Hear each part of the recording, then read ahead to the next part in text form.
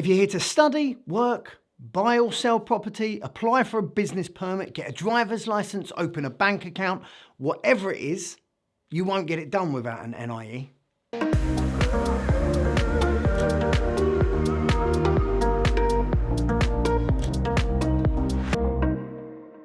NIE is a Spanish tax identification number.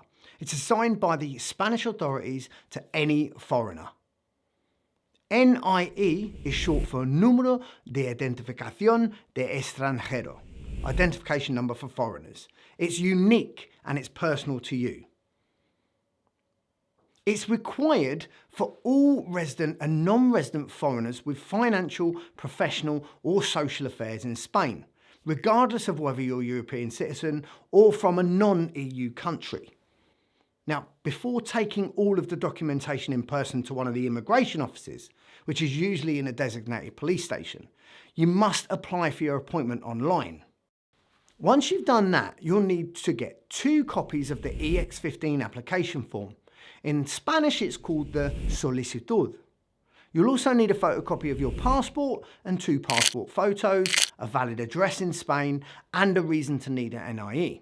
That might be a school acceptance letter for students, a real estate contract, job contract, company ownership certificate, or failing that, a bank statement proving you've got enough funds to live in Spain without working. If all goes successful, you'll need to go to the nearest bank and pay a small tax after your appointment.